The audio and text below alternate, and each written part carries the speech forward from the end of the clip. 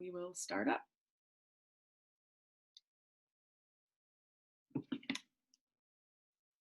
Okay.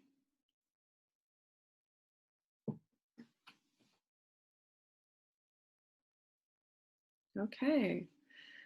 Okay, well, good morning, everyone. Good Tuesday morning to everybody. Thanks for joining. We're going to get started this morning. For those of you who are new today, my name is Jessie, and I'm the volunteer coordinator with Coast Watch, which is a program of Oregon Shores. And today we are welcoming Meg Reed with the Oregon Coastal Management Program. Thanks for coming. I'm going to say a few words about Coast Watch and Oregon Shores before we move on to Meg. Coast Watch is a volunteer program where you can adopt a mile, and we ask folks to walk that mile at least 4 times a year. Many do it more. And while you're on your mile, there are other opportunities for you to partner with folks like Meg Reed at the Oregon Coastal Management Program. And these early week 11 o'clock webinars that we've been doing since the quarantine really are focused on these citizen science partners and citizen science projects. So if you are already a Coast Watch volunteer, I'm glad you're here. And if you are not, you can definitely send me an email. You can also stick around today after the webinar, and I will be hanging out after we say goodbye to Meg, and we can chat. So please feel free to stick around. And Coast Watch is a program of Oregon Shores Conservation Coalition. Oregon Shores works on a lot of land use issues all up and down the Oregon coast. And they are a membership organization. And if you would like to join Oregon Shores, I can also talk with you about that, and you can contact me about that as well. So once again, stick around after the webinar. Meg will be available for questions as well. So we could do questions during if you would like, just raise your hand. But Meg will also be available after for questions. And so now I'm going to introduce Meg, and I'll stop my share, Meg, and you can start yours. Meg Reed is with the Oregon Coast Management Program, and I'm going to let her introduce herself as well. Meg, thank you so much for being here today to talk about king tides in the springtime, right on the edge of some of the first really low tides of the year. We had some negative tides this weekend, and Coast Watch does have citizen science opportunities available in the low tide season as well. But this is a high tide opportunity for our volunteers. So thanks for being here, Meg. Thank you, Jessie. So good morning, everyone. I'm Meg Reed. I see a lot of familiar names on the attendee list, so I think I've talked with many of you already. So I'm going to talk a little bit about the Oregon King Tides project, give some background on who we are and the history of the project, because it's now been going for over a decade. A look back on the most recent season to see some of those photos, and then talking about how king tides can be useful in thinking about climate change impacts for the Oregon coast and the future dates that we have coming up for this next season. So we'll talk a little bit about all of those things, and just wanted to give a reminder of our website, which is at the bottom of the screen, OregonKingTides.net. You can find all the information about our project there, and as well as on social media on Facebook, Instagram, and then Flickr is where we have all of our photo albums for all of our past seasons. So that's also a really great place to look at photos. And at the end of the talk, I'll share my screen on some of those places where you can find the photos and how to navigate our website. But first I'll start with who we are. So as Jesse mentioned, the Oregon King Tides is a citizen science project, and so we really rely on volunteers to go out and take photographs of the king tides, which are the highest high tides of the season, of the winter season. And the reason why we ask people to take those photographs and submit them to us is that it helps to track sea level rise on the Oregon coast and envision how it will impact coastal areas both now and into the future. And so many of you probably already know what king tides are, but as a refresher, they are naturally occurring tides that happen when the moon, the sun, and the earth are all in alignment with each other, and when the moon is in its closest part of its orbit to the earth, and when the earth is in its closest part of its orbit to the sun. So that creates the highest gravitational pull on the tides. And they typically occur both in the winter and in the summer. But the reason why we focus on the king tides and photographing them in the winter is for two main reasons. One is that in the summertime, the higher part of because every day we have two high tides and two low tides, and always one of them is higher than the other. And so the highest of the high tides in the summertime actually occurs at night. And so it's not very convenient to ask volunteers to go out and take those photographs at night. But the other major reason to take photographs in the wintertime is because that is when we also have a lot of winter storms and big water events on the Oregon coast. And so those king tides can become even more impactful to communities during the winter season time.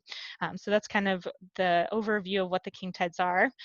They started out as a photo project in Australia and then came to Oregon in 2010, 2011. And I'll talk a little bit about our history in a minute. But first I wanted to just mention a little bit more about the Oregon Coastal Management Program that I work for. So it's a networked program, and it's a federally approved coastal management program. NOAA, the National Oceanic and Atmospheric Administration, administers the coastal management program for all the states and territories throughout the United States. It's a voluntary program that gives states money from the federal government to do coastal management, but and then they are allowed to do coastal management in the way that fits that state the best. So in Oregon, we became a federally approved coastal management program pretty early, and our coastal zone is what's pictured here on the map. So you can see these dark green areas and then out to the dark blue areas. So basically we're a watershed-based coastal zone that goes relatively from the crest of the Coast Range out to 3 nautical miles. So it's a pretty big coastal zone. It's a lot bigger than other coastal states. And that's really helpful because all of those cities and counties that are in the coastal zone have to comply with our coastal management program. And this program is administered through the Oregon Department of Land Conservation and Development, which is the state's land use planning agency. We have 19 planning goals that all cities and counties throughout the state have to comply with, but the last 4 are coastal goals that focus on coastal resources. That would be estuaries, shorelands, beaches and dunes, and the ocean. And so those are really what serve the foundation for our coastal management program. And so not only do the cities and counties have to comply with our program, but also all state agencies that have regulatory authority within the coastal zone. So that would include Department of Fish and Wildlife, Department of State Lands, Oregon Parks and Recreation Department, and any other agency sort of in that same realm. So it's a bottom-up networked program that all of these different entities work together, but it is administered through the Oregon Department of Land Conservation and Development. And so I'm the coastal shore specialist. I focus mostly on helping communities address coastal hazards and beach and dune areas through their land use programs, but I also co-coordinate the Oregon King Tides program. And so you know a little bit about Coast Watch and Oregon Shores already, and as Jesse mentioned a little bit before. And so they have been our partner since the very beginning and are really crucial in helping to co-coordinate the Oregon King Tides project. But we also work with some other partners to help make it possible. That would include watershed councils, the Oregon Coast Visitors Association, the Oregon chapter of Surfrider, and also Light Hawk, which is a conservation-based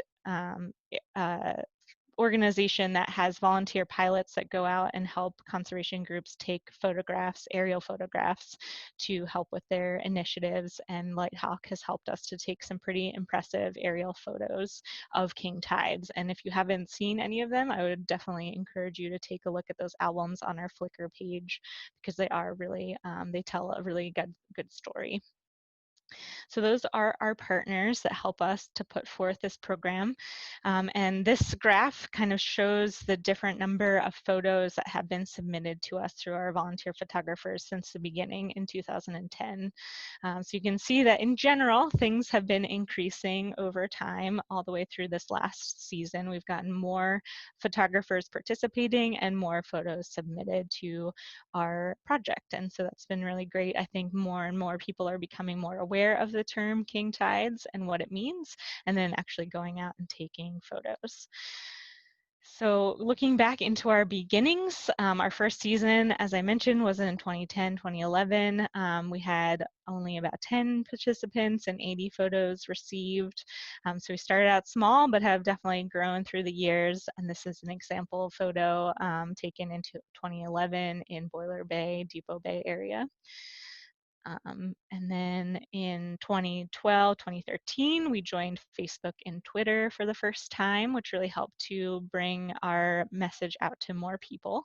And you can see this is a photograph submitted of Toledo Paddle Park along the Yaquina River. And you can see the king tides has actually flooded into the park there.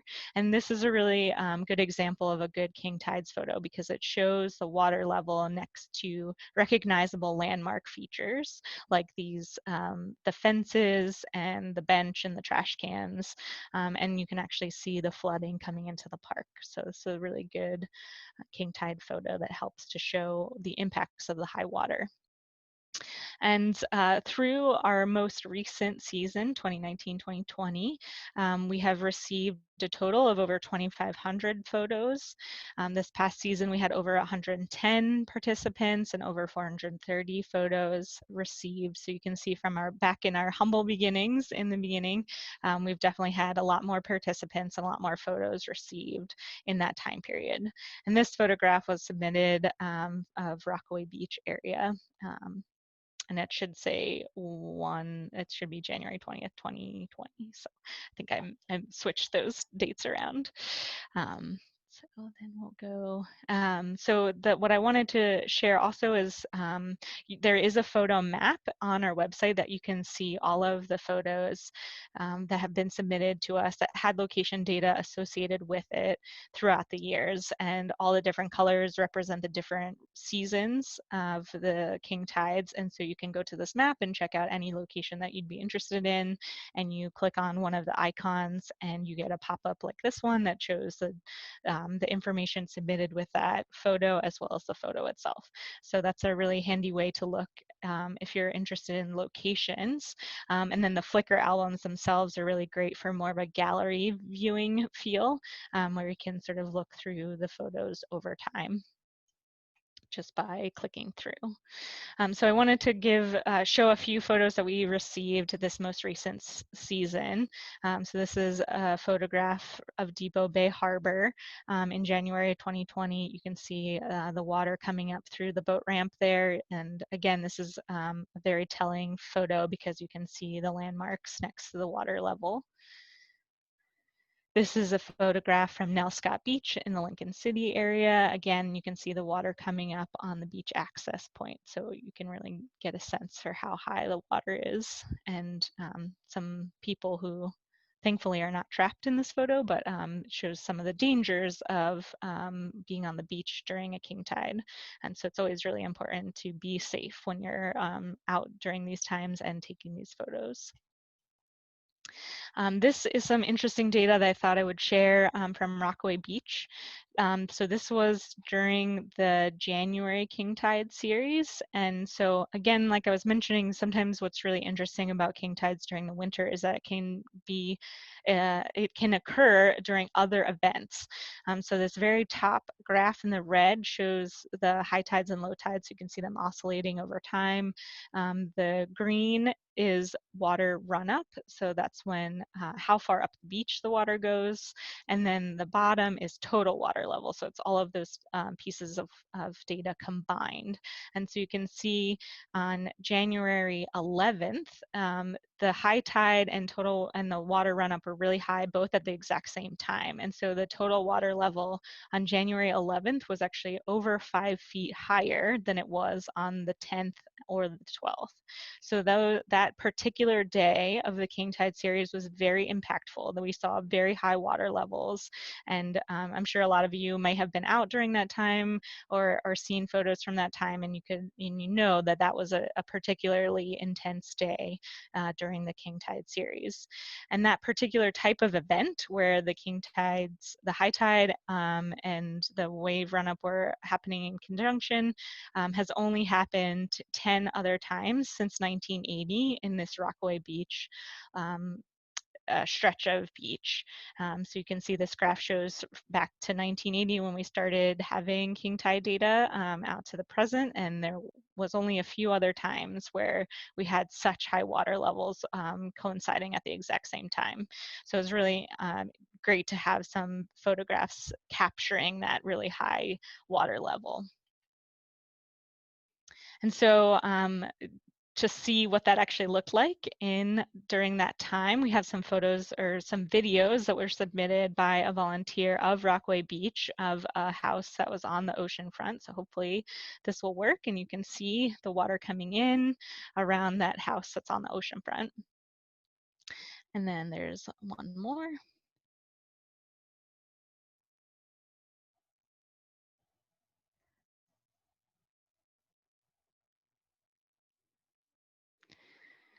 So again, that was a very big event. So we have some really interesting photos from that time period. Another thing that I really wanted to mention about photos that are really meaningful to us in this project are comparison photos of average high tide versus king tide. And so this was submitted by a volunteer from the Waldport area in the Port of Alsea. So you can see on the left-hand side is the average average high tide, and on the left hand is the king tide. So they're both taken during 2020, and again, it's a really great photo because it has the pier out in the water, so you can really see the difference in water levels between a king tide and the average high tide. So that's really helpful when our volunteers submit those types of photographs for us. So I wanted to turn now to how these king tide photos tell us a little bit about climate change in Oregon. So we know that sea level rise will just make these high tides even higher. So that's a fairly straightforward thing that we can expect to happen, is that the king tides will be higher moving forward. But they also will be exacerbating flooding and erosion, and winter storms will become more frequent. So these king tide events plus just typical winter storms and chronic flooding and erosion events will become more exacerbated on the coast. And with rising sea surface temperatures, that increases wind speed and precipitation. So again, potential to have even more impact onto the beaches and the assets behind those beaches because of these bigger, more intense events.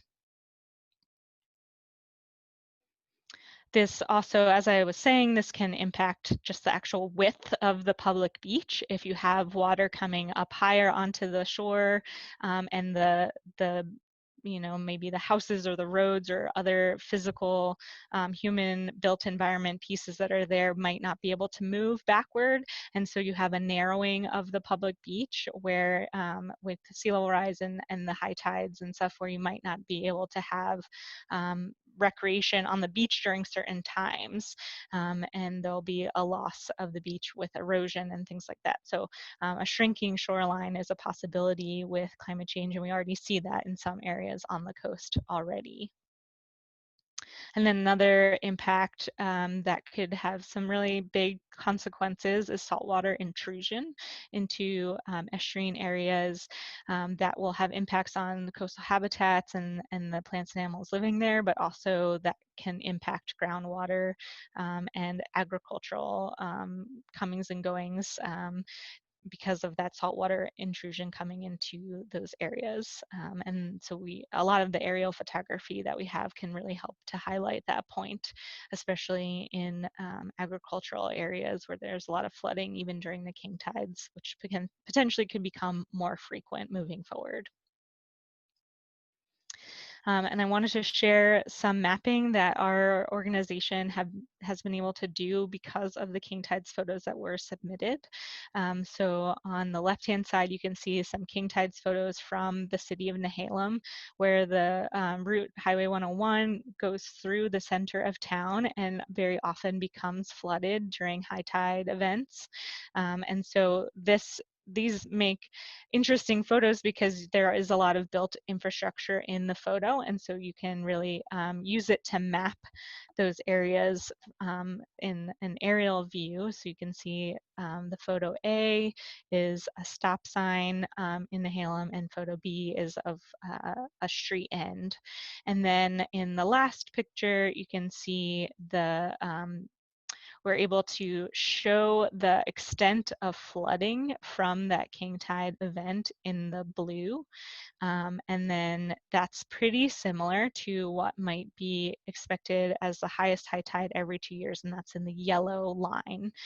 So that's sort of what we might expect into the future becoming more of a more frequent event, even though this is a fairly extreme event right now, but it could become more frequent in the future. And then the other lines on the photo are the orange, which shows mean high water, and then the sort of lighter orange is the mean higher high water right now. So again, these events could become bigger and more frequent moving forward, which could have some really big impacts, especially in areas that are impacted from a travel perspective. You know, Highway 101 is obviously a very major route, and if it continues to be flooded, that could have a lot of consequences. So just to think about how our project will be moving forward, these are the dates for our coming season, the 2020-2021 King Tide dates. We have 3, one in November, one in December, and one in January. This is now updated on our website, so hopefully you'll be sure to go out and take some photos, but just remembering to be really safe when you're out taking photos. Make sure you're far away from the water and taking any safety precautions into account when you're taking those photographs. And lastly, just wanted to mention there is a volunteer opportunity. We are looking for volunteers to help us organize our King Tides photo albums on Flickr. Our most recent season doesn't have the metadata associated with it yet because we just haven't had the time to be able to do it.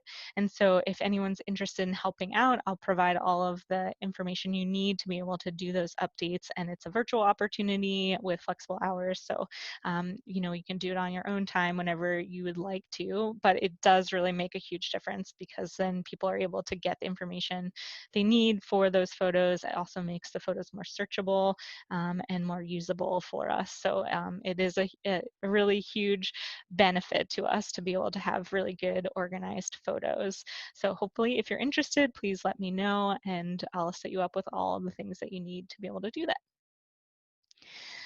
So if you have any questions or want to see more King Tides photos, again, I would definitely recommend going to our website, or you can send us an email or orkingtide@gmail.com, or get us on any of the social media platforms and get in touch. And if you have suggestions or things you'd like to see differently, please let us know. I will just go really quickly, if it's okay with you, Jesse. I'll just show some of the other things for how to submit photos and get the other information. So this is our main website, and you can see the updated dates. This is currently how you upload photos is at this link, and actually this year we are looking into a different platform for submitting photos that will hopefully be easier, both on the end of the volunteers who are submitting their photos as well as on the back end for us of how to organize the photos and show them. So we're sort of still looking at different options, but I think we'll have a better one for this coming season. So I know that sometimes it is a little clunky, but hopefully we'll have an easier time moving forward. And then on the side, the icons are kind of hard to see, but all the social media links are on the side of the website, but you can also use these links on the right-hand side to get to other photo maps. But this is an example of our Flickr page, and all of the photos are organized by season. And so you can look up any season you'd like and see all the photos there. There's also lots of aerial imagery. And the search is a lot better than it used to be. So if you're interested in a particular location or a type of photo, like flooding, for example, or erosion, you can actually type that in and it will search through all of the photos to show you the ones that you're looking for. So I would encourage you to actually use the photos and look through them. They are freely available as long as you give credit and aren't using them for commercial purposes. They are usable unless the photographer has put their own restrictions on it, which is the case in a few, but generally they're open for use. So I definitely recommend taking a look and looking at all these great photos that have been submitted over the years. So I think that's it for me, but I'm happy to take questions. Thank you. Thank you, Meg. Thanks a lot. Yes, please ask questions. There was one question during the presentation just about the dates, and then you got to those, which is great. Yeah, I can go back to that too. Yeah. And Coastwatch will be this fall. We will, as we do every fall, have what we call King Tide kickoffs on the North Coast, the Central Coast, and the South Coast. And these will be presentations where Meg may join us on the Central Coast. I think you usually do. And presentations with scientists and with others about the tides, about the shoreline. These are great events to attend, so definitely keep an eye on those. And it looks like, can you see the questions as well, Meg? Yes. Yeah, so the email address orkingtide@gmail.com, that is the email you can send I'll type it in the chat box right now, to volunteer or to for any questions related to King Tides. Great. And then Dennis asks, is the King Tide project going to be used for strategies or actions beyond measurement? For example, helping communities adjust, relocate, road adjustments, etc. Yeah, I think, any way that we can use them, we already have in those regards, and will continue to do so. I think, there's not a ton of communities who have specifically adopted sea level rise regulations as of yet, but it is of interest to a lot of places to do so. I think it's just they're trying to figure out how to do it and find the political will to move those things forward. But the photos certainly help to add to the data that already exists for sea level rise projections, because as you can imagine, data sometimes is just hard to wrap your head around, versus a picture can really help to drive home those ideas more concretely in a more like emotional way. So I think the photos definitely help in that regard. Yeah, they definitely do. And also when we have these King Tide kickoffs, or if I'm doing tabling events in certain communities, in the coastal communities, it's always great when some of the city leaders come to these and can see the maps and can see the photos and want to be involved. And that happened in Yachats this last year. So any of you that are listening right now, it's great to clue your local leaders in on this project, your commissioners, your city councilors. John asks, is there any way of predicting what the wave run-up will be in addition to the king tide, other than just the weather storm report or going out to look? I don't have a good answer for that. That I am not a geologist or a scientist, so I don't know. But so I got that information from Dr. Peter Ruggiero, who is a professor at Oregon State University, and he put those slides together for a King Tide talking event this past year. And so I think he has access to that data pretty easily. But I don't know the answer to that necessarily, but it's something maybe we could ask of our partners at OSU to see if they can help us with more information when they have it, if we know an event is going to be particularly larger than we might otherwise expect. Mm-hmm. Thanks, John, for your question. Dennis asks, there was a slide that merged tide level with wave run up. How is the latter measured? There are buoys out at sea that measure wave height. Is that the source? Yeah, that's for the tide level. The buoys help to give us that tide information. The wave run up is how high it gets onto the beach, and I actually don't know how that's measured, but again, that's Peter's strength.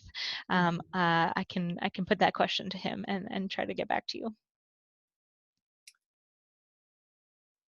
Thank you for your questions.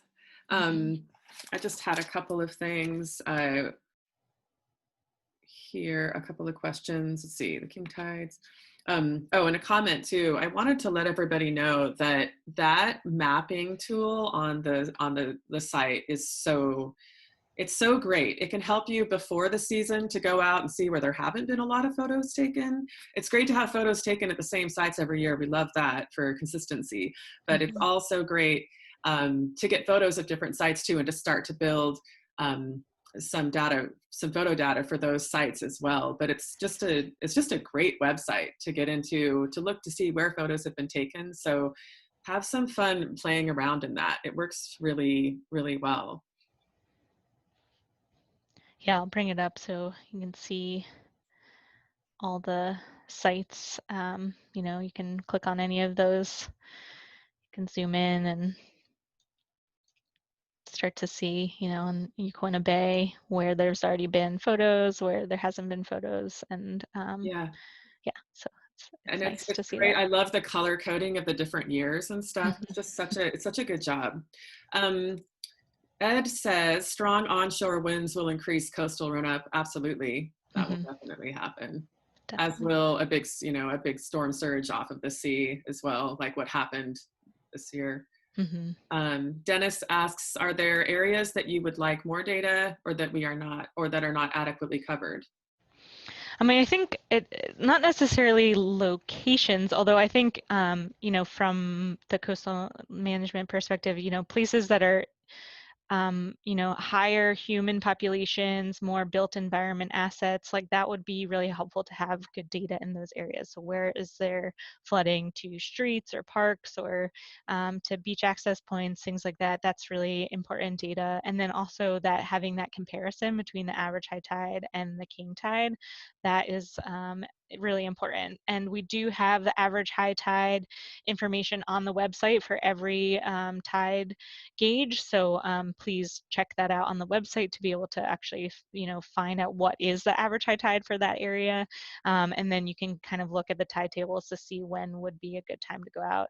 It doesn't have to be exactly like if, the Newport tide gauge is a 7.8 is their average high tide. It doesn't have to be exactly 7.8 on the day you go, but maybe 7.6 or 7.9. So something like that, that's really helpful to have that comparison data. And Meg, thanks Dennis for that question. I wonder, do you have enough just regular high tide photos for some of those sites? Because that's something else that people can do too, right? Mm-hmm. having like you mentioned in the slide, having the king tide data is what this project is about, part of what this project is about, but also just having those great photos comparing just what a regular high tide looks like. Do you Mm-hmm. need more of those photos as well? Yeah, absolutely. We don't have a lot of those, so I would say that would be really helpful. I don't know if I still have it open, and it might take me too long to get to it, but there was a volunteer this past year who took photos in the Waldport area who just created their own album on Flickr that had both the average high tides versus the king tide, and then the tide data all in one self-contained Flickr album, and that's been really nice to have that information there. So that was really helpful. Yeah. Is that linked to your Flickr, or is that just a I don't private? think it is yet, but I am planning to do that. As I was sort of saying, this like photo organization key is what's really kind of tough to do, Yeah. just because it takes some time to do, which is why it'd be really great to have a volunteer to help us. Yeah, it definitely would. So please spread the word for those of you who are listening about helping out with that project. We have had people contact us that just would like something to do, that they aren't necessarily going to the beach. And this is definitely one of those behind the scenes projects that would be great. Um, Kristen says, have any coastal towns or counties begun to take rising seas and tides into policy consideration? For example, where buildings are allowed, measures to anticipate moving of buildings, etc. Yes, definitely. So there's a few examples of that. One, the most recent one that comes to mind is actually the city of Cannon Beach recently made changes to their dune management plan. And so that's related to the dunes that are out in front of people's homes, and whether or not they can take the height down for views typically. So, there's lots of prescribed measures for when you can do that and when you cannot do that. And what state regulations prescribe is that you can only do it when the height of the dune is 4 feet above the base flood elevation which is measured by FEMA. But the city of Cannon Beach actually added an additional foot because of sea level rise projections. So you actually can't grade the dune until it's 5 feet above base flood elevation. So that's pretty high. And so they're already putting a buffer in there because obviously dunes are really important for flooding and erosion protection. And so they're trying to protect their dunes a little bit more.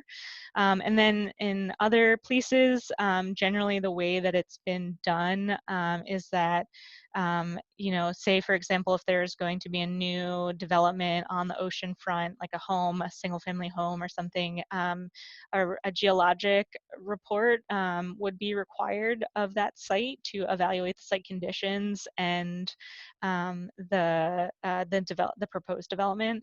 And so there would be potentially some regulations attached to that, such as a movable foundation, putting sea level rise projections into the assessment of the site, and then having greater oceanfront setbacks.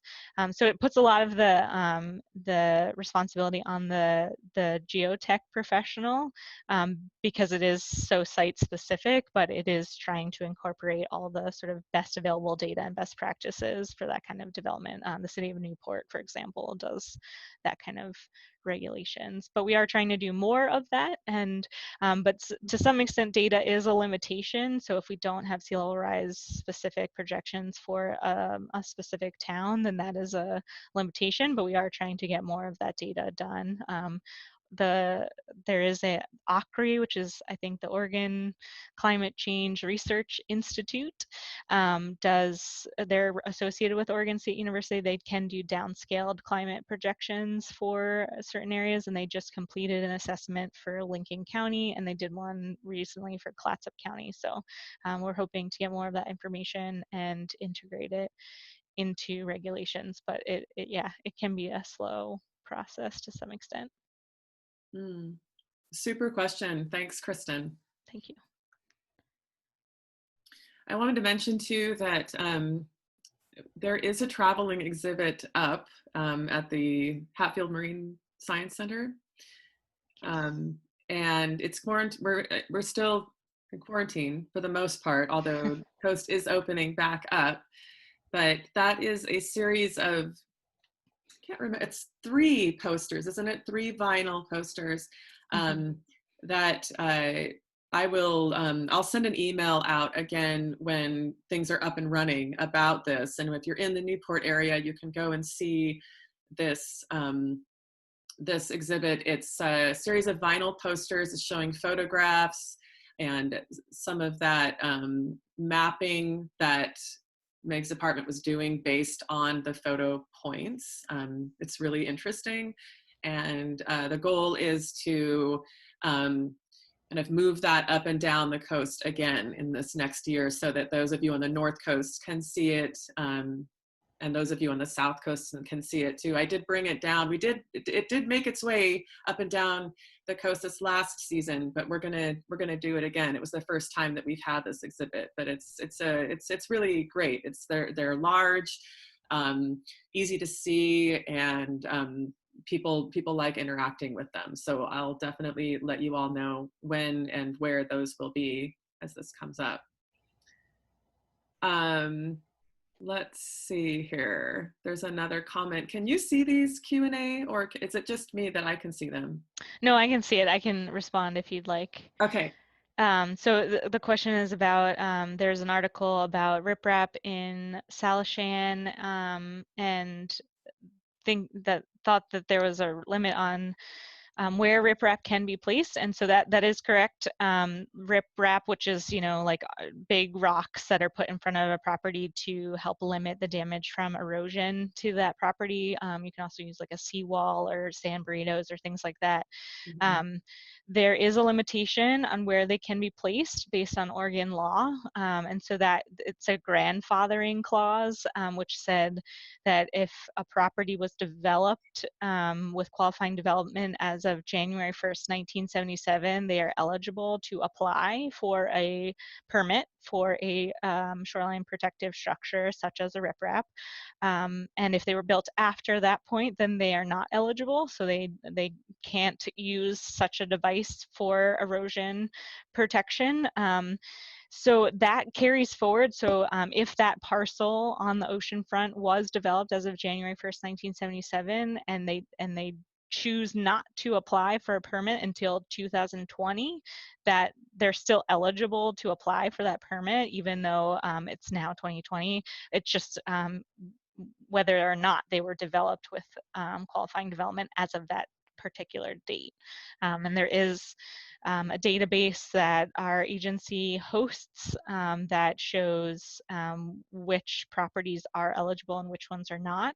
The majority of the coast is not eligible, and also the majority of our coast is not yet armored.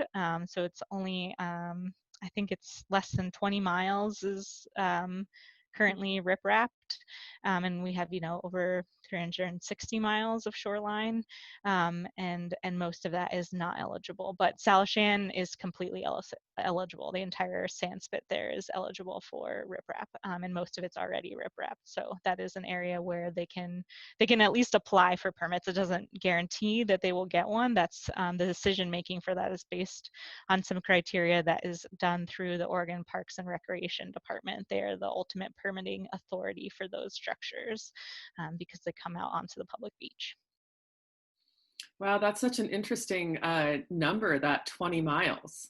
Yeah, I think so. I would have to double check my number to make sure, but yeah, I think that's You about must be right. pretty close to that. That's very, very interesting. That's hardly anything, really. Yeah, it's really one of the least armored states, coastal states in the country. Yeah, fascinating. Wow, that's great.